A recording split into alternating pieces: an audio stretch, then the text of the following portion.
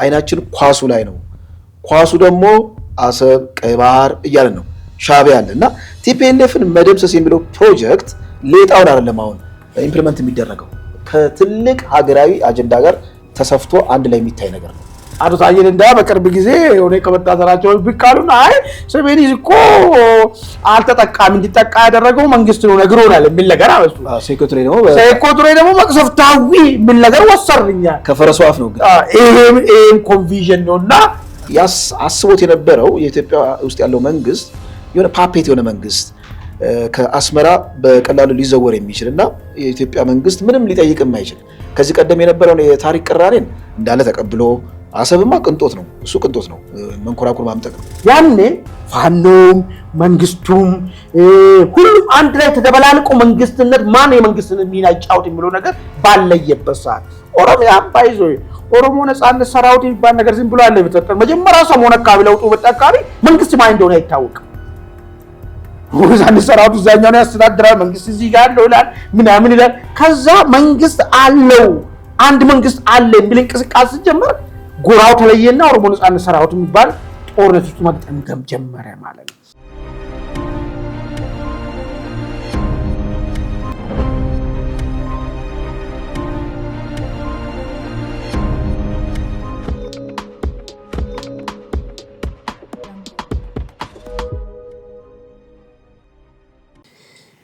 ሰላም ጤና ይስጥልን ውድ ኢትዮ ውይይት አድማጭ ተመልካቾቻችን፣ የዕለታዊ የተሰኘው ዝግጅታችን ነው። በዛሬው ዕለታዊ ዝግጅታችን ፊልድ ማርሻል ብርሃኑ ጁላ የአምስተኛ ዓመቱን የሰሜን ዕዝ የተከዳበትን ስነ ስርዓት ትናንት በተከበሩ ስነ ስርዓት ላይ ከአሁን በኋላ ኢትዮጵያ ሰላም እንድትሆን ህወሓት ካዲው ቡድን መነቀል አለበት ሲሉ አሳስበዋል።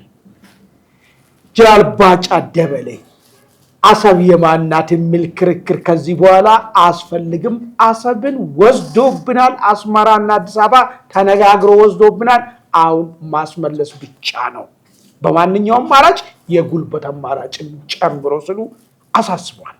የቀድሞ የመከላከያ ኤታማዦር ሹም ጀነራል ሳሞራ የኑስ ዘመቻው ከተጀመረ አሰብ ላይ ቆምም አስመራ ይደርሳል፣ ሻዕቢያን ታሪክ ያደርጋል ሲሉ አስጠንቅቀዋል። ሰላም ጤና ይስጥልን ውድ የኢትዮ ውይይት አድማጭ ተመልካቾቻችን፣ እነዚህ ሶስቱን የጀነራሎችን ጉዳይ እንደዚሁም ደግሞ ከወደ አስመራ ለህዝቡ ተዘጋጁ የሚለውን መመሪያን እነዚህና ሌሎች መረጃዎችን ይዘን ቀርበናል። እንደተለመደው ከባልደረባዬ ከደረጀ መርጋራ ቀርቤያለሁ። እስከ ዝግጅታችን ፍጻሜ ድረስ ከኛ ጋር ሆኑ። ይሄ ውይይታችን ለሌሎችም ተደራሽ እንዲሆንም ኢትዮ ውይይትን ሰብስክራይብ ማድረግ አዘንጉ፣ እንደዚሁም ሼር ላይክ አድርጉ። ደሬ እንኳን ደህና መጣ። እንኳን ደህና ቆየኛ ማን እንዴት ነህ? እንግዲህ መግቢያ ላይ ለማስቀመጥ እንደመኮርኩ የሶስቱ ጀነራሎች ወግ እንበለው የዛሬውን ነገር የሁለቱ ነበር የሚታወቀው። ሁለቱ ነበር፣ ሶስተኛው መጡ። እንግዲህ ሳሞራም ጀነራል ሳሞራም ካሉበት ብቅ ብሎ ጉዳዩ ያሰብ ብቻ አይደለም የሚሆነው፣ ጉዳዩ እንሄዳለን ወደ አስመራ የሚል ነገር አስረዘሙና አስቀመጡት። ስለዚህ ምንድነው የመንግስት ለውጥ ነው፣ መንግስት ለውጥ ነው። በቃ እንግዲህ ሰላማዊ እንዲሆን እንደለቀው ሪጅም ቼንጅ ነው የሚያስፈልገው የሚል ነገር ነው ያነሱት። እንዳው እስቲ ከፊልድ ማርሻል ብርሃኑ ጁላ እንነሳና ፊልድ ማርሻሉ ትናንትና የጥቅምት 24 የሰሜን ዕዝ በህወሓት ኃይሎች የተከዳበትን ምክንያት አስመልክቶ አምስተኛ ዓመቱ ደማቅና እንደዚሁም ደግሞ በቁጭት ተከብሮ ውሏል። አሁን ዋናው ነጥብ ምንድነው? ለምንድነው ልክ 2013 ዓ.ም ይሄ ነገር ከተፈጸመ በኋላ እስከ 2015 በደንብ ነበር መነቃነቅ የሚካሄድበት ሰሜን ዕዝ ላይ ምን እንደተፈጠረ፣ ምን አይነት አስተማሪ በኢትዮጵያ ታሪክ ውስጥ ምን አይነት ቆሻሻ ታሪክ እንደተፈጠረና እንዴት ተደርጎ መታረም አለበት የሚለው ነገር በስፋት ነበር በሚዲያው በተገኘው መድረኮች ሁሉ ነገር ላይ የሚገለጸው። ነገር ግን ከፕሪቶሪያል ስምምነት በኋላ ቀዝቀዝ ማለት ሂደቶች ነበሩ። ከዛ በኋላ ደግሞ መልሶ አሁን ደግሞ 2018 ላይ ቁጭቱ መልሶ የተወጣበትና እንዳው ይሄንን ነገር ማስተካከል የሚቻለው ለአንዴና ለመጨረሻ እልባት ህወሓት የሚባለውን ካዲ ቡድን በመንቀል ነው የሚል ነገርም መፍትሄ ሀሳብ የሚያስቀምጡበት ሂደት ነው ያለው። እንዳው እስቲ ይህንን የሰሜን ዕዝን ጥቃትን ተከትሎ የተደረገውን የህግን የማስከበር ዘመቻን አስመልክቶ እንግዲህ ብዙ ሰዎች ብዙ ኮንቪዥን ነው የመጣ። መጀመሪያ አካባቢ የጋራ መግባባቶች ነበሩ። በኋላ ግን ፕሪቶሪያል ከተፈረመ በኋላ ብዙ ሰው ጋር የራሱን ትንተና ነው የሚሰጠው ያን ጦርነት በተመለከተ። እሱን ትንሽ ባክግራውንድ ላስቀምጥና አሁን ፊልድ ማርሻሉ ላሉት ነገር መነቀል አለበት፣ መነቀል ማለት በሌላ አነጋገር መወገድ አለበት የሚል ነገር ነው ያስቀመጡት። ያ ላይ ሊሆን ይችላል ወይ? ይህንንስ በምን ደረጃ ነው እምነት ሊያገኝ የሚችለው? የትላንትናው ተሞክሮ እንዴት ነበረ የሚለውን ነገር ከሶስት ፐርስፔክቲቭ እስቲ ላንሳለን። የመጀመሪያው አገርን እየመራ ያለው ፖለቲከኛ ቡድን አሁን ፊልድ ማርሻሉ ነው ያሉት። ብልጽግና ደግሞ ምናልባት እንደ ወታደር ነው እሳቸው ይህን ነገር የተናገሩት። እንደ ወታደር ካልተበቀለ ኢትዮጵያ ሰላም አታገኝም የሚል አቋም ላይ ደርሷል። ብልጽግና ምናልባት ከዚህ የተለየም ወይ ደግሞ ተመሳሳይ አቋምም ሊይዝ ይችላል። ሀገር ይመራ ፖለቲከኛው ክንፍ ማለት ወታደራዊ ክንፍ ግን ይሄን አቋም ይዟል ማለት ነው። በቀደሙ በጥቅምት 4 በ2013 ክደትን አስመልክቶ ምንድነው የነበረው? ፖለቲከኛው ማለት አገርን እየመራ ያለው ክንፍ ምንድነው አቋም የነበረው? ተቃዋሚ ፓርቲዎች ምንድነው የነበራቸው አቋም? በተለይ የጉዳዩን መጠቃለል ጋር ተያይዞ ህዝብ ምንድነው ሲያነሳ የነበረው የሚለውን ነገር እናንሳና አሁን ፊልድ ማርሻሉ ያስቀመጡት ነገር ልሳካ ላይሳካ ምን ሊገጥመው እንቅፋት ሊገጥመው ይችላል፣ ከህዝቡ ምን አይነት ግብረ መልስ ያገኛል የሚለውን ነገር እንድናስቀምጥ ማለት። የመጀመሪያ እንግዲህ ፖለቲከኞቹ ምንድነው ያሉ? ህግና ስርዓትን ለማስከበር ወደ ትግራይ ሄደናል። ሰሜን ዕዝ ላይ ክደት ተፈጽሟል። ይህን የፈጸሙ ኃይሎች ደግሞ ህግን ጥሰዋል። ህግና ስርዓት እናስከብራለን የሚል አቋም ይዞ ነው ወደ ጦርነቱ የተገባው ማለት ነው። በኋላ ላይም እንደምናስታውሰው በተቻለ መጠን ይህን ክደት የፈጸመው ኃይል ካስተነፈሰ በኋላ መንግስት ህግና ስርዓትን ማስከበር የሚችልበትን ደረጃ ላይ ከደረሰ በኋላ ምንድነው ሆኖ ማለት ነው? አይ እኛ እኮ ሙሉ ለሙሉ የህወሓት ኃይልንም ማስወገድም እንትንም አይደለም፣ ብቻ ታዛዥ እንዲሆንና ተገዢ እንዲሆን ለፌዴራል መንግስት የሚል እዛ ደረጃ ላይ ስለደረስ ቆመዋል የሚል ነገር መጣ። ወደ ፕሪቶሪያል ስምምነት ሲመጣ ማለት እንዴት ነው ተቋጭ የሚለው ጉዳይ ሲመጣ መጀመሪያም ህግና ስርዓትን ጣሶ ህግና ስርዓትን ስርዓት አሳዝኖ ተጠያቂዎችን አሰርናቸው። ከዛ በኋላ ታዛዥ መሆኑና ከዚህ በኋላ ህግና ስርዓትን እንደማይጥስ አድርገን ከሰራን በኋላ ይሄ ነው ዓላማችን እዛ ጋር ነው አቆም ነው የሚል ነገር ነው መጣ። ተቃዋሚ ፖለቲከኞች ምንድነው ሲሉ የነበሩት የሚለው ነገር ደግሞ እንዲወስድ ነገሮች ሁሉ መሰረት የሆነው ህወሓት ነው። ህወሓት የሚባል ፖለቲካል ኃይል ካልተነቀለና ከኢትዮጵያ ፖለቲካ ውስጥ ካልተደመሰሰ ችግሮች ነገም ይበቅላሉ። ስለዚህ ይሄ ባለመደረጉ መንግስት ክደት ፈጽሟል የሚል መከራከሪያ ያነሱ ነበር። ጫውታው ካለቀ በኋላ የህወሓት እንትኖችም ባልተደመሰሱበት መደምሰስ ሲገባቸው መንግስት ድርድር ሲቀመጥ ማለት ነው እንደ ክደት ወስዶ ሐሳባቸውን ሲያነሱ ነበር። እንዳም ውጤቱ ለሌላ ጦርነት በሁሉም ወገን አካባቢ ከፍተኛ ዜጎች ተጎድተዋል። በሁለቱም ወገን አካባቢ ውጤቱ ግን ያልተጠበቀ ነው የሆነው ምን ነገር ነው ማለት ባይዞ እነዚህ ተቃዋሚ ፓርቲዎች በሁለት ከፍየለ ነው ሃና ለብዬ ማለት ሃዎች እንደዚህ ይላሉ። ሌሎች ደግሞ ከመጀመሪያ ዴይ ፈርስት ጀምሮ ትግራይ ክልል አካባቢ ያለው ችግር በጉልበት አይፈታም፣ የህወሓት መመታትንም አግባብ አይደለም ሲሉ የነበሩ ያሉ የሚገርም ነገር ማለት ያልደገፉት ያኔ ህግና ስርዓትን ማስፈን ጉዳይ እንዳውም እንዴት አድርገው የሚተረጉሙ ነበሩ። ይሄ የብሔር ኃይሎችን የሃዳውያን የብሔር ኃይሎችን ለማጥፋት የሄዱበት ርቀት ነው የሚል ትንተና የሚሰጡትም ነበሩ ማለት ነው። ስለዚህ ያን ጦርነት በተመለከተ ይሄን ነበር። በህዝብ በኩል ምንድነው ነበረው ብሎ ነገር ስናይ 90% የሚሆን ህዝብ በጦርነቱ ተሳትፏል። ወደድን ጠላ ተሳትፏል ሲል ድጋፍ ሰጥቶታል። ጦርነት ድጋፍ ሰጠበት ምክንያቱ ምንድነው? ህወሓት ለፈጸመው ክደት አንደኛው እርምት እንዲያገኝና የዚህ ተመጣጣኝ የሆነ ቅጣት እንዲወሰድበት ከኢትዮጵያ ፖለቲካ እንዲገለል ነው። ሁለተኛ ባለፉት 27 ዓመታት ለፈጸመው ነገር ሁሉ እርምት ወይ ደግሞ ተጠያቂነት እንዲሰፍን ጠብቆ ነበር።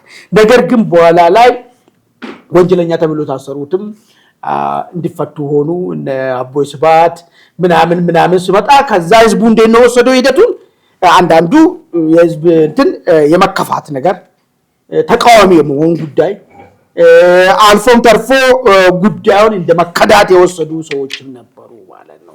ይሄ በእንትን ደረጃ የነበረው ነው። በህዝብ ፖለቲከኛ በፓርቲዎች ደረጃ የነበሩ ናቸው። አንድ አወዛጋቢ ነጥብም አለች። ታዬ ቫይስ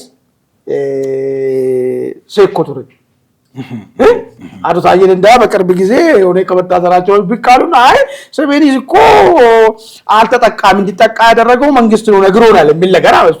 ሴኮቱሬ ደግሞ መቅሰፍታዊ የሚል ነገር ወሰርኛ ከፈረሱ አፍ ነው። ይሄም ኮንቪዥን ነውና ይሄ እንዳለ ሆኖ አሁን ፊልድ ማርሻሉ አይ እዚሁ ላይ ግን አንድ ነጥብ ላከለ የፕሪቶሪያ ስምምነት አንዳንዶች ይላሉ አንድን ወዳጅ አትርፎ ሁለት ባላንጣ ሁለት ጠላትን ያፈራ ነው ለመንግስት ያሉ ወዳጅ የሚባለው ወያኔ ነው። ባላንጣ ወይም ደግሞ ለመንግስት እንደ ጠላት የሆኑት አማራ ክልል ያሉት የፋኖ ኃይሎችና ሻቢያ ወይም ደግሞ የኤርትራ መንግስት ነው። ሁለቱን ጠላቶች በአንድ ወዳጅ በጣም አንድ ደካማ በሆነው በቲፒኤልኤፍ በማይታመነው ባልንጀራ ተካው የሚል ነገር አለ። እዚሁ ላይ አንተ እንዳስቀመጥከው እሺ እና በእርግጥ በዚህ መልኩ መገለጽ አለበት ወይ?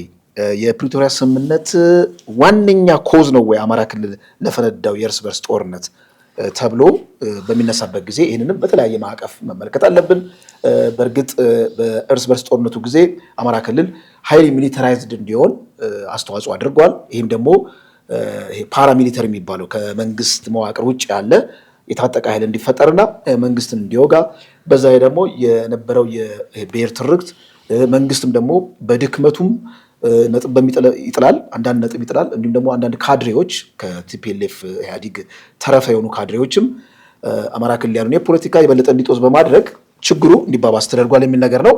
የሻቢያ ጉዳይ ግን በእርግጥ ከፕሪቶሪያ ስምምነት ጋር ይገናኛል የሚለው ነገር ሻቢያ በጣም በጣም አድፋጭ የሆነ ኃይል ነው። ወደ ለመናገር ለኢትዮጵያ የመረረ ጥላቻ ያለው ነው እና አስቦት የነበረው የኢትዮጵያ ውስጥ ያለው መንግስት የሆነ ፓፔት የሆነ መንግስት ከአስመራ በቀላሉ ሊዘወር የሚችል እና የኢትዮጵያ መንግስት ምንም ሊጠይቅ የማይችል ከዚህ ቀደም የነበረውን የታሪክ ቅራኔን እንዳለ ተቀብሎ አሰብማ ቅንጦት ነው፣ እሱ ቅንጦት ነው፣ መንኮራኩር ማምጠቅ ነው። ስለ አሰብ መጠየቅ አይደለም። በቃ የሻቢያ የደንገጡር ሆኖ የሚቀጥል አይነት መንግስት አይነት ስሜት ነበረው። ነገር ግን መቃቃርና ለትከሻ መለካካት ሲጀምር በቀጥታ ወደ ግጭት እንደተመራ በእኔ ሀሳብ ከዛ አንጻር ነው የምመለከተው። ወደሚቀጥለው ነጥብ እንሂድ።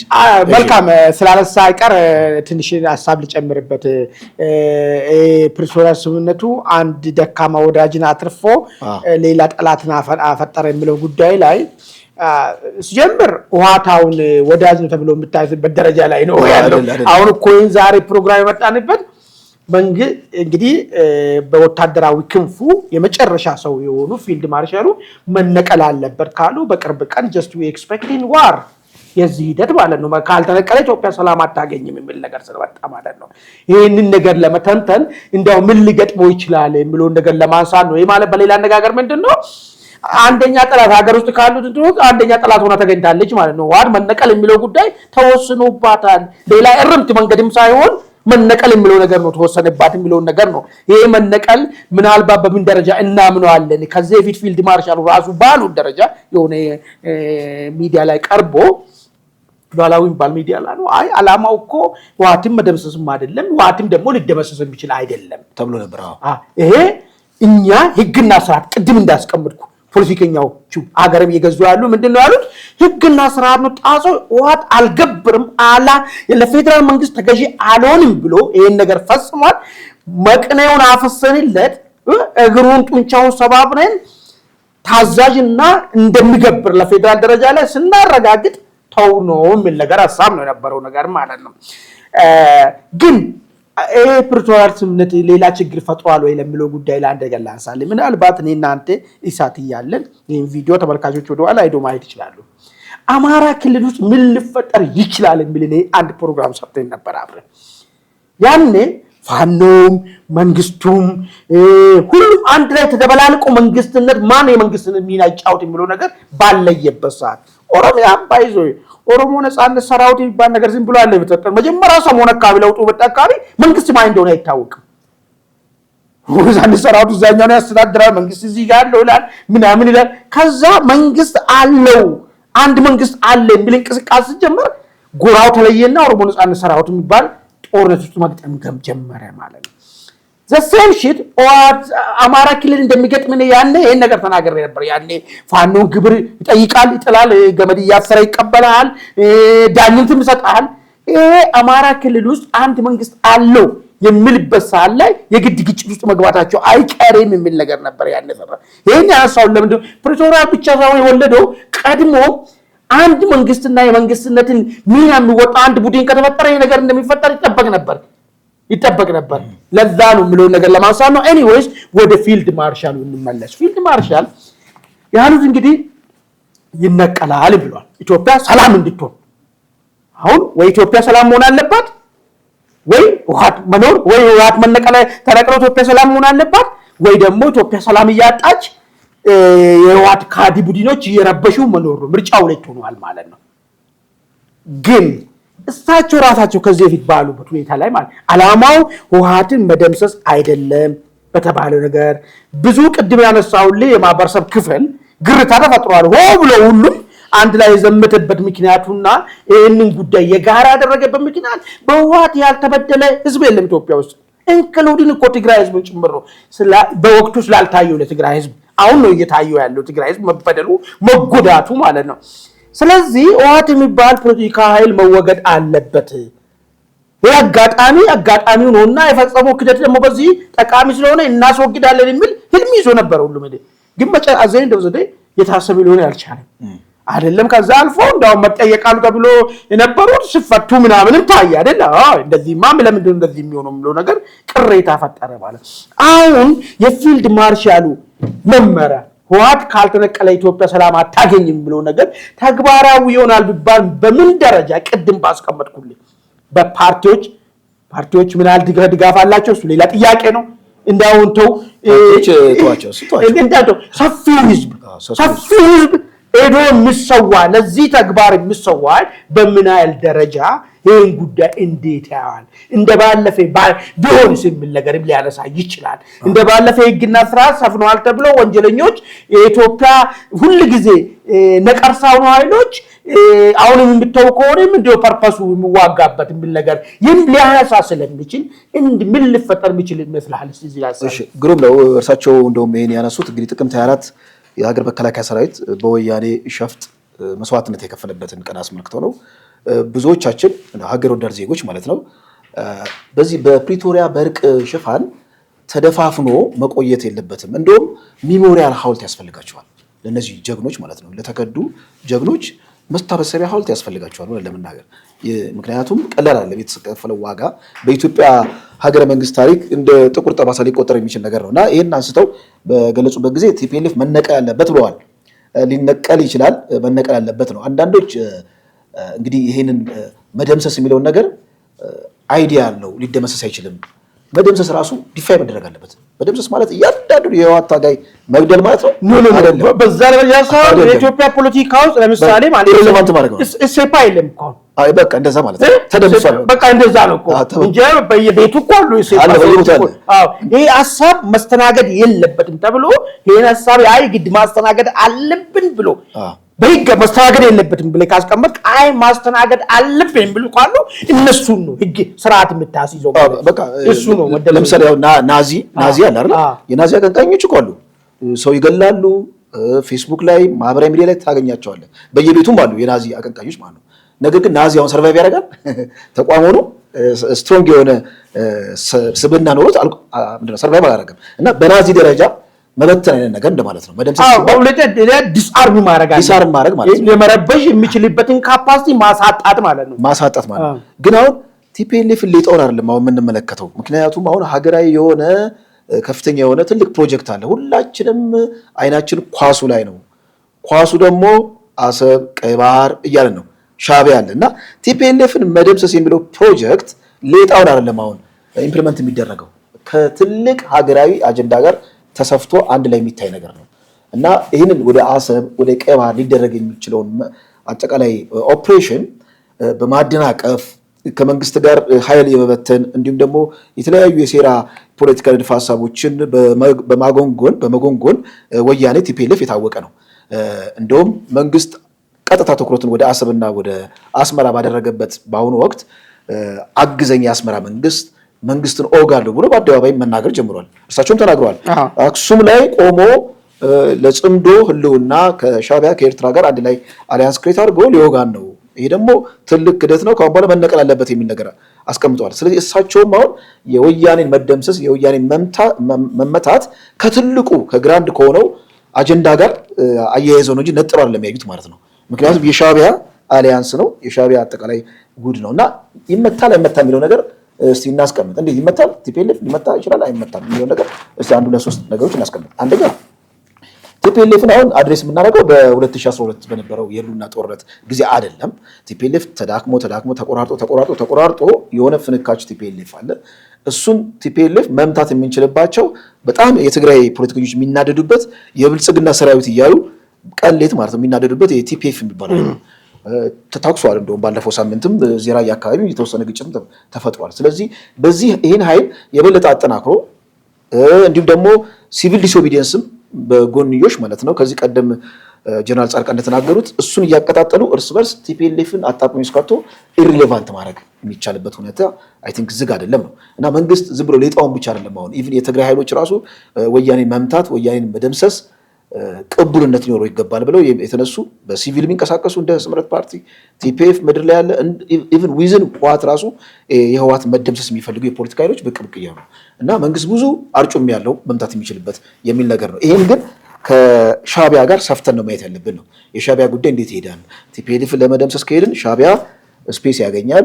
እንዲሁም ሻዕቢያ የሚፈልገው እኮ ኢትዮጵያ በኢንተርናል ሬዚስታንስ ወይም ደግሞ በውስጥ ቀውስ ውስጥ ተጠምዳ አይናችንን ከኳሱ ላይ እንድንነቀል የሚፈልገው እና ሳይርጋ ሲያመድ ያለበት የሚለው ነገር በጣም መታየት አለበት። መልካም ጥሩ ነገር አንስታል። ምንድን ነው መሰለ አሁን ህወሓትን በተመለከተ መደምሰስ የሚለው ነገር ሌሎቹም ብሬን ዎሽ ነው የሚታረገው። ብሬን ዎሽ ታረጋለህ፣ ግን ዋና አስኳሎቹ ናቸው ጫወታውን የሚታረገው። ይሄን ሁሉ ጊዜ ኢትዮጵያን እያደማን እኛ ጥቅማችንን ካላስከበርን የሚሉ ጥቂት ወታደራዊ ኃይልና ጥቂት ፖለቲካ ኃይሎችን እነሱ ላይ ነው አሁን እንግዲህ ጫወታው መሆን ያለበት ነገር ማለት። ለዚህ ደግሞ አሁን ያለው ኦፖርቹኒቲ ባለፈው ከነበረው በጣም የሚለያይ ነገር ነው። ባለፈው እኮ ፈልጌ እኮ ታስታውሳለህ እስቲ ወጣችሁ ይሄን መከላከያ ላይ የተፈጸመውን ነገር አቋማችሁን ግለጹ ተብሎ የትግራይ ተወላጆች እዚህ ስቴዲየም ተጠርቶ በፊታቸው እንደዚህ በእንትን የሚደብቁበት ሰዓት ላይ አሁን ግን እንደዛ አይደለም። ከውስጣቸው ውስጥ የነበረው የጦሩን ሲመሩ የነበሩ ሰዎች እነ ጻድቃን የምትመለከተ እና አቶ ጌታቸው ይሄ 5-6 የሚያክል ኃይል ካልተነቀለና ትግራይ አካባቢ ያለው ፖለቲካ ሪብራንድ ካልሆነ ይሄ ለትግራይ ህዝብ አደጋ ነው የሚል አቋም ይዟል። ይሄን ደግሞ የሚያስፈጽሙበት ሰላማዊ ወታደራዊ ኃይልን ይዟል ማለት ነው። ስለዚህ እኔ ባለፈ ብያለሁ የቲዲኤፍ ጉዳይ አሁን ያምላሰዎች ጉዳዩም የሚሆነው የቲፒኤፍ ነው። ጉዳዩም የሚሆነው የቲፒኤፍ ነው የሚሆነው። እሱኑ አስፈላጊ ነገር ለኢትዮጵያ የደማች ስለሆነ አስፈላጊ ገዛ ማድረግ ነው ለቲፒኤፍ ማለት ነው። ከዛ ጉዳዩን እንዲፈታ ማድረግ ነው። ይሄ ነው ጎን ለጎን ሳይሆን ቀጥተኛ የኢትዮጵያ ጥያቄ መሄድ ያለበት ጉዳዩ አሰብ ጋር ነው መሄድ ያለበት ማለት ነው። ለአሰብ ተባባሪና እንቅፋት ይሆናል ስል ግን ይሄንን በቲፒኤፍ በኩል እርምት መስጠት ይቻላል። ከዛ ያለውን ነገር የቀሩትን የተሳሳቱትን ሰዎችን መልሰ እንደባለፈው 1983 መተን ተቆጣጥረን ዘርፈን ከብረን ምናምን የሚለውን ቅዠትን እና አቶ ጌታቸው በደንብ አድርጎ ያስረዷቸዋል ለህወሓት ካድሬዎች ማለት ያ በቃ ያለፈ ነገር ነው። በቃ ያ አልፏል። ጫፍ ከኦሮሚያ እስከ ጫፍ አማራ ጫፍ እንትን ድረስ ይሄክ እንደፈለግ ካራጌ ፈጣሪ ሆነ እንደምትለው ነገር ያ በቃ የለም። አሁን አቶ ጌታቸው እሱ የተረዱ ይመስለኛል። በደንብ ደስ የሚለኝ ነገር ማለት ነው ስለተረዱ በቃ ወደ የለም የሚሆን ነገር አለመሆኑን ተረድቷል። ስለዚህ ባለው ሂደት ውስጥ እንዴት ሆነ ነው ፖለቲካው መጫወት የምንችለው የሚለው ነገር ነው። ይሄን ነው የምታረገው። ግን ዋናው ነገር ወደዛ ነው መከድ ያለበት። ወደ አሰቡ ጉዳይ ላይ ጠንከር ብሎ ከጀርባ የተማመነው ካለ ጀርባውን ከመታ እቺን ቲፒኤፍ በሽመልና በእንትን የቀጠቀጠ ስነ ስርዓት የሚያስያት ይመስለኛል። ኤኒዌይስ ግን ምንድነው መሰለህ ቲፒኤፍ የሚያመጣው ፖለቲካ ራሱ አሁንም ደግሞ ኢትዮጵያን ላለማድማቱ ምንድነው ሐሳቡ? እሱ ነገርኛ ሁሌ እዚህ መረከብ መታገብ አለበት። ደግመን እያወራነው ነገር ነው። ለምን ታውቃለህ? አሁን አንዳንዴ የሆነ ለፖለቲካል ኮሬክትነስ ወይ ድጋፋቸውን ላለማጣት ነው ብለህ እንዳታስብ ይወጡና ይናደፋሉ። ያኩ መናደፊያ ሐሳብ እኮ ነው። አሁን ችግር እኮ ፈጠረ ኢትዮጵያ ላይ አደማ የሚባል ነገር እኮ ሌላ ነገር የለም። እኔ ትልቅ ነኝ፣ እኔ የፈለኩትን ነገር መውሰድ አለብኝ፣ እኔ ያላልኩት የሚባል ነገር እኮ ነው እኮ አሁን ኢትዮጵያን አደሙ እነዚህ ሰዎች እኮ የምንልበት ምክንያቱ ማለት እሱን አሁን ቲፒኤፍ ውስጥ ያሉ ሰዎችም ተለይተው ወጣ እነዚህ ሰዎች ካልተወገዱ የሚሉ ሰዎችም ይሄን አመለካከት ከአይምሮአቸው ውስጥ እስካላጸዱ ድረስ ተቀያሪ አጥቂ ነው የሚሆኑብን ማለት ነው። አፈሙዝ ቢያዞሩስ? ስለዚህ ጥንቃቄ ያስፈልጋል። ሌላው ነገር ጥንቃቄ የሚያስፈልገው ነገር ምንድነው? ጥሩ ነው መንግስት እንደ መንግስት ወጥቶ መንግስትም እርምት ሐሳብ ማቅረብ አለበት። ህዝቡ ያኮረፈ የተቀየመ ለምን የተቀየመው መሰለህ? መቋጨትና በሌላ መልክ እርግጥ ነው ነው ይረዳኛል። ለምን እንደምንረዳኝ መሰለህ? በሰዓቱ አሁን ብትቋጨውና ትግራይ ክልል ውስጥ ያሉትን እነዛን ሰዎች ብትገፋቸውና እንትን ብትላሸንፋል ማን ነው የሚያስተዳድረው? አይተናል። ጊዜያዊ አስተዳደር ተብሎ ማለት ነው ቀን እዚህ ያስተዳድራል፣ ማታ ጫከላሉ ስንቅልክ ነበር። አየህ ሂደቱ የቆረጡ ሂደቱ አርነት ይወጡ ሂደቱ ለውጥ ያስፈልጋል የሚሉ ኃይሎችን መፍጠር እስካልቻለ ድረስ ከሸዋ ወስደ እንግዲህ ትግራይ ላይ አታስተዳድረው። ገብቷል አይደል? ሂደቱ ያን የተመቸ አይመስለኝም። አሁን ቲፒኤልኤፍ የውጭ ጫና አለ ምናምን ብዙ ነገር ስላለ አሁን ግን ሂደቱ የሰጠ ነው። ሌላ ሰውን አይደለም የምትወስድላቸው፣ እናቱ ጌታቸውን ነው የምትወስድላቸው። ተባረው ወጡት ሌላ ሰውን አይደለም የምትወስድላቸው፣ እነ ጻድቃንን ነው የምትወስድላቸው።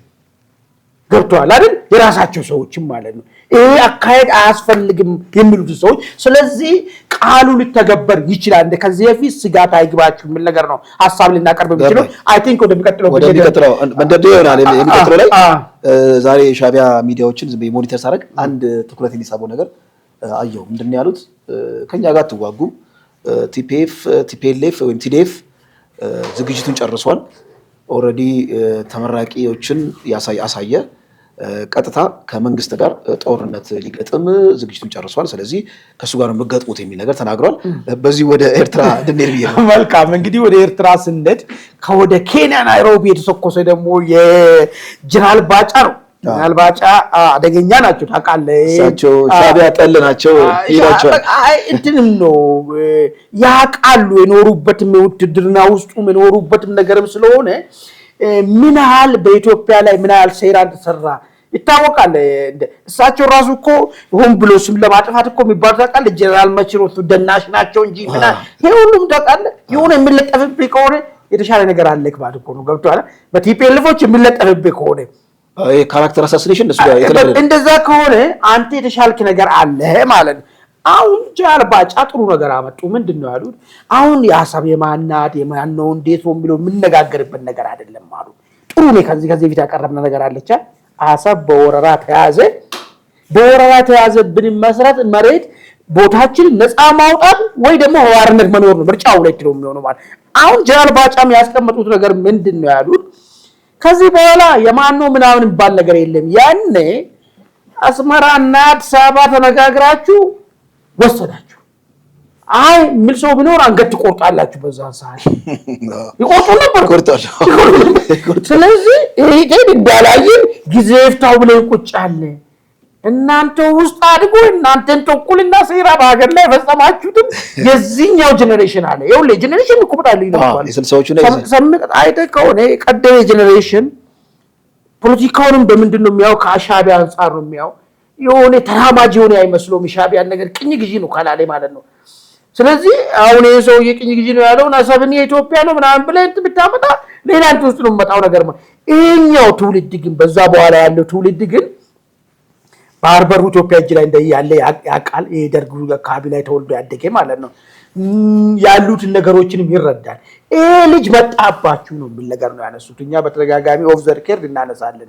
እንዴት ነው በዛ ማዕቀፍ ውስጥ ያደገ ሰው የነሱን ሐሳብ ሳይገባበት እንዳውም የነሱን ጥላቻ ከፍ ብሎ ማወቅ እንዴት ይቻላል የሚል ነገር አንስተን ነበር ከዚህ በፊት ማለት ነው። እሱን ያነሱት ነው። ስለዚህ ምንድነው አሉ መተ የሰው አፍንጫ እየመታ አፍንጫ ያትምታ የሚባል ነገር የለም። ባለፈው አውርተናል። ከዚህ ሻዕቢያ የሚፈልገው ምንድነው?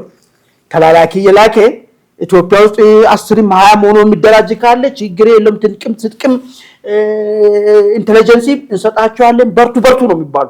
በርቱ የሚባልበት መንግስት ይገለብጣል ብሎ አይደለም። መንግስትን እዚሁ ሰቅሰው ይዙታል የሚል ነገር ነው። እንዲህ ያረክ የሰው ሉዓላዊ የፈርቅ የሌላ ሉዓላዊነት እንዴት በመናገር በምናፍ ነው መናገር የሚችለው የሚል ነገር ሐሳብ which is ዋን ቋጠር አርጊውመንት ነው። የመጀመሪያ ቦታውን በወረራ ነው ያስቆ ስለ ሉዓላዊነት ደግሞ የምታመጣ ከሆነ እዚህ የምትልከው ብሬንና የዲሽቃ ጥይትና ክላሽንኮቭ በሱዳን በጋለባት ምናምን በኩል አድርገህ የሚላክ የሰው ሉዓላዊነትን እየተዳፈርክ እንዴት ነው የሌላ ሉዓላዊ ተነካ ልትል የሚችለው? እዚህ አፍንጫውን ብለን እንቀበላለን ነው እርሳቸው እንዳልከው እንግዲህ ኢድ ነበሩ፣ የቀድሞ መንግስትም ሰራዊት ነበሩ። በዛ ትውልድ ውስጥ የአሰብና የቀይ ባህር ትርጉም ትልቅ እንደሆነ ይታወቃል። ወያኔ ያጠበው ጀነሬሽን አይደሉ። ወያኔ ያጠበው ጀነሬሽን ስለ አሰብም ስለ ቀይ ባህርም ሩቅ ነው የሚሆንበት፣ ጠፈር ማምጠቅ ነው የሚሆንበት። ይሄኛው ግን የስብናቸው አካል ነው ማለት ምንም ፕሮግራሚንግም አይፈልግም፣ ደማቸው ውስጥ ነው ያለው እና እርሳቸው ያስቀመጡት ነገር እኔ እንደውም አይ ቲንክ የቋንቋችን እየተቀየረ መጣ። መጀመሪያ በጣም ጀንትል የሆነ ኤክስፕሬሽን ነበረ፣ በዲፕሎማሲና ሰጥቶ መቀበል የምትለው በጣም በቃ በየሚዲያው ተሰማ ነበር። አሁን ጫን ነው ዳለው አካፋን ወደ አካፋ ወደ ማለት እንዳደገ የምታየው አሰብን ወስዳቸዋል ታመጡታላችሁ አፍንጫችሁን ብለን ነው የምንቀበላቸው የሚል ነገር አይ ቲንክ እኔ የእንትኑ ደረጃ የፖለቲካ ቋንቋው ደረጃ ማደጉንና ምን ያህል እንግዲህ የምር እንደሆነ ምናልባት እንግዲህ ለፖለቲካል ኮሬክትነስ በአደባባይ ዲፕሎማሲና ሰጥቶ መቀበል የሚናገሩት በአደባባይ ሪስፖንሲቢሊቲ ያላቸው ናቸው። እንደኛ ግድ ያላቸው ዜጋ ተርታ ዜጋ አይደሉም። ስለዚህ የመንግስትን ሐሳብ በአደባባይ መናገር ከጀመሩ አሰብ የኛ ነው በቃ ምን ታመጣላችሁ የኛ ነው ኦልሬዲ ሰነዱም አለን። ከዚህ ቀደም ጠቅላይ ሚኒስትሩም እንግዲህ ምንም አይነት ሰነድ የለም ብለዋል። ኤርትራ እንዴት እንደሄደች አሰብ እንዴት እንደሄደ ምንም አይነት ሰነድ የለም ኢትዮጵያ ውስጥ።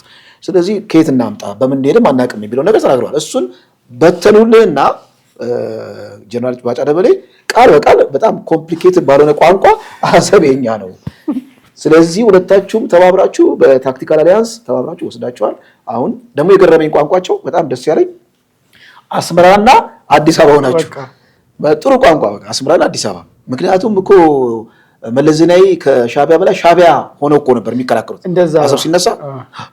አንተም አንስተዋል ደጋግመህ ይሄ የምርጫ ክርክር ላይ ደም ስራቸው እየተገታተረ እንዴት እንደዚህ ይኮናል እናንተ ትምክተኞች፣ እናንተ የድሮ ስርዓት ናፋቂዎች እየተባለ የምንሸማቀቅበት ዘመን አልፏል የሚል ነገር ነው። እና 4 ኪሎ ያለው መንግስት አሰብን አጀንዳውን ገዝቶ በባለቤትነት የተንቀሳቀሰ ነው። እንዴ እንደዚህ ከተንቀሳቀሰማ አንተ በፊት ተርታ ዜጋ ሆነ በጣም የምትናደድበትን ትልቅ አቅም ያለው የስቴት ማሽነሪ እሱን ይዞልህ ሲንቀሳቀስ ጎሽ ግፋ ነው የምትለው እንጂ ሌላ የምትለው አለ። እዚህ ጋር ግን አንድ ነጥብ ማከል የፈለኩት ሻቢያ ኢትዮጵያ ውስጥ ያለውን የቀውስ በማባባስ በሚነደው ሰዓት መሞቅ ነው የሚፈልገው።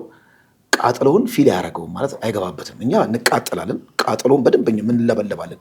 እሱ ግን በእሳቱ ሙቀት ነው የሚዝናናው ማለት ነው። ያ ነገር ግን የትም አያደርስም። ኢንተርፊር እያደረክ ነው። ካሁን በኋላ አፍንጫን ብለንህ አጠቃላይ የምንፈልገውን የፖለቲካ አጀንዳ የምንፈልገውን የፖለቲካ ዓላማ እናሳካለን ብለዋል። ስለዚህ ይሄን እርምጃ የማይቀር ነው ማለት ነው። መልካም ነገሩ ምንድነው መሰለ፣ በተለይ እኛ የዚህኛው ትውልድ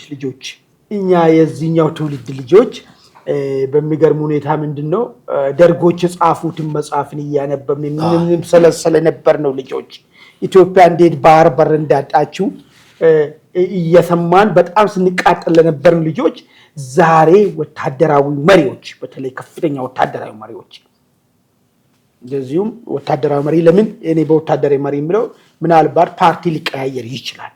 በወታደራዊ መሪ ደረጃ ይሄ ነገር መምጣቱና የእውነት የኛ ነው ትመልሳላችሁ ማትመልሱ ከሆነ እንቀበላችኋለን የሚል አቋም መያዙ ከዚህ በላይ ምን አለ በእውነት ይሄ በዚህ በእኔና በአንተ ጀነሬሽን ያለው መጽሐፎችን ያነበበ ኢትዮጵያ እንዴት ከባህር በር እንደ አልባ እንድትሆን ከቀይ ባህር እንድትገፋ ያየ ስቆጭ ለነበረ ጀነሬሽን ይሄ ከዚህ በላይ ነገር ሰክሰስ የለም። በዛ ላይ ደግሞ የአገር መሪዎቹ ይሄን ሐሳብ ተቀብሎ ለዚህ ጉዳይማ እንሞታለን ኢትዮጵያን ከፍታን መልሳለን የሚል በላይ መስማት ነው ለኔ ምንም አይደለም። ወደ መውጫ ሐሳብ ልሄድልና እንግዲህ ጀነራል ሳሞራ ቁጭ ካሉበት ጀነራል ሳሞራ ሳምታል ሳሞራ ታውቃለህ፣ በዛኔ ጊዜ ምን የለውበትም ነው መቼ ነው ጀመራችሁት ነው ያሉ እኮ ያልሰማውም አይ ነገር ማለት ነው። ከዛ በሰላም ነው ሰላማዊ ህይወታቸውን እየኖሩ እንደማያዋጣ እየተናገሩ ማለት ነው። አሁን ግን የአሰብ ጉዳይ ሲነሳ ቁጭት ያላቸው ጀራሎችም አሉ ማለት ልክ እንደ ጻድቃን ማለት ነው። አይ ካልማውስ እንግዲህ አሰብ ብቻ አይደለም የምንመለሰው ሪጅን ቼንጅ ካልተደረገ በቀር ኢትዮጵያ ሰላም ማግኘት አትችልም። ባይዞ ይሄኛው ገዢ ሐሳብ ነው መሰለ ገዢ መቆሚያችን አሰብ አይደለም ነው። አሰብን አሁን ብትወስዶ ያ ችግር ፈጣሪ ኃይል እዛ እስከተቀመጠ ድረስ ወደ ሀውቲ ሊሆን ይችላል ወደ ሀውቲ ተጠቀምበታል ብለህ ብታስብ ለምን መርከብ አካባቢ ላይ ችግር ነው ምረብሽ ካለ የትኛው መርከብ ነው እዛ ጋር መጣለ አሳሳቢ ነው ገብቷል አይደል? ስለዚህ ይሄን ምረብሽን በትብብር ለማደግ የኤርትራ ህዝብን ወክሎ ወደ ብልጽግና ሊያመጣ የሚችል አካል ካለ እሱን ደግፈ አግዘ ወደ ስልጣኑ እንዲመጣ ማድረግ ነው በቃ ለራስን ጥቅም ስትል ማለት ነው። ስለዚህ ነው ጀነራል ሳሞራም ያነሱት ዋን ቋጥርና ወደፊት ያየ ነገር ይመስለኛል። ወደታችን አስመራ ነው የሚለለበ ከአስመራ ነው መመለስ አስመራ ገብተህ አንገቱን ቆርጠህ መመለስ ያለብህ ብለዋል። ከአሰብ የሚመለስ ምንም አይነት ዘመቻ የለም። አንዴ ከገባ ሀገር በደንብ አድርገህ ጉዳዩን አጥርተህ መምጣት ነው። ያው ሪጂም ቼንጅ ማለት በኢትዮጵያ ኢንተረስት እዛ ላይ የሚቀመጥና ሁሌ የማይረብሽ ከኢትዮጵያ ጋር በወንድማማችነት ሊኖር የሚችል መንግስት ማስቀመጥ ማለት ነው። ይሄ ሀያላን ሀገር ያደርጉታል። በነገራችን ላይ ሩሲያ ታደርገዋለች፣ አሜሪካ፣ ቻይና ሁሉም ሀገራት የሚያደርጉት ነው። ለኢትዮጵያ እንደ ኖር የሚቆጠር አይደለም። በተለይ እንደዚህ አይነት ክራይሲስ ባለበት እንትን ላይ ማለት ነው ሪጅን ላይ ወይም ደግሞ ቀጠና ላይ ማለት ነው። አይ ቲንክ ሰዓት መሰለኝ። እንግዲህ ደሬ የዛሬው ውይይታችን እዚህ ላይ እናጠቃለን። እንግዲህ ውድ አድማጭ ተመልካቾቻችን እናንተም እነዚህ ባነሳናቸው በሶስቱ ጀነራሎች ወግ እና የአሰብ ጉዳይ እንደዚሁም የትግራይ ጉዳይ ህወሓትን ካልተቋጨ ህወሓት ካልተነቀለ አማጺ ቡድን ካልተነቀለ ኢትዮጵያ ሰላም አትቀመጥም የሚለው የፊልድ ጀነራል ፊልድ ማርሻል ብርሃኑ ጁላን መመሪያ እንዴት ይተገበራል ብለን ያስቀመጥነው ሐሳብ ላይ እናንተ በተቃራኒም ቢሆን ወይ በድጋፍም ቢሆን ያነሳውን ሐሳብ ላይ የራሳችሁን ሐሳብ እንድትሰጡን እየጠየቅን መጨረሻ ላይ ውይይት ለሌሎች ተደራሽ እንዲሆን ሼር አድርጉ፣ ላይክ አድርጉ። ውይይትም አድጋ ተጽፎ ፈጣሪ እንድትሆንም ሰብስክራይብ ማድረጉንም አዘንጉ እያል የዛሬውን ውይይታችን በዚህ ላይ አጠቃለናል። በሌላ ጊዜ እስክንገናኝ ድረስ መልካም